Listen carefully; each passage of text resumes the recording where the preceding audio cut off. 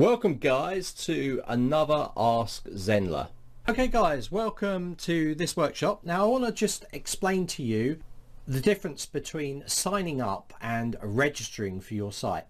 If someone registers for your site, it means that they're not particularly buying a course at this point, but they might buy a course in the future. Now what is good about registration sign up in Zenler is that you capture their email address. So for instance, I'll give you an example of what I do. I do have free courses, so I tend to get sign-ups through the free course anyway most of the time, but sometimes I get people just register for the site, and I haven't put any extra content on there, but they've just registered. I'm guessing they're registering because they want me to send updates, and maybe and I know for a fact that a lot of them actually receive emails from me where I'm giving with the coronavirus or holidays or Black Fridays, I send coupons out for discounts on my courses. So then I get these people that have signed up but they haven't bought a course, they've registered, and then they buy the course because they're on my mailing list. So I send it out, and then I get a flurry of sign-ups because I've given them a good deal. And that's what happens, and that's kind of the difference. Now if someone is signing up for a course, they become registered, and they also get access because they've bought your course, or they're taking the free course.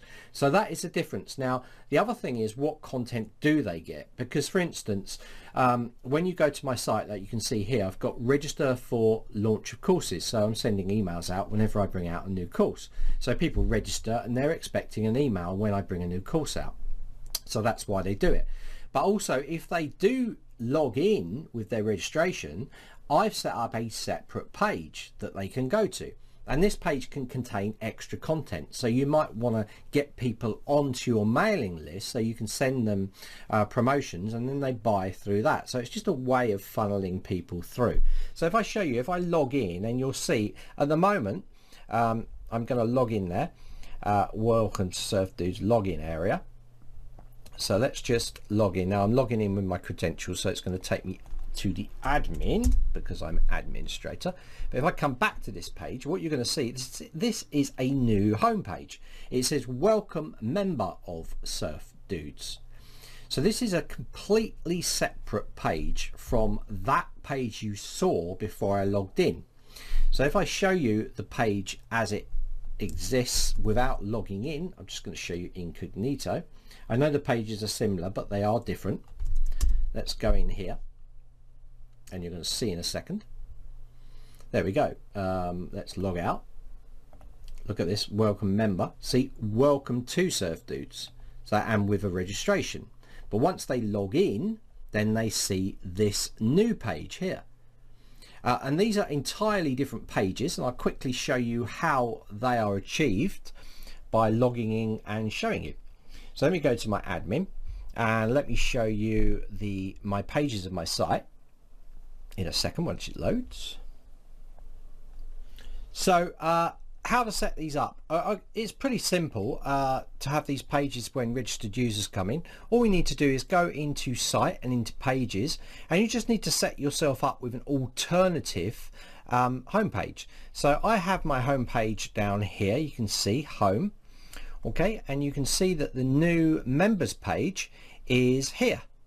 So if we just view this quickly, we're going to the editor here and just to view this page, and then I'll show you how you can set it up as a alternative homepage. So let that flick up. Okay, so in here, this members area, say welcome members of Surf Dude. So someone's already registered or they've logged in.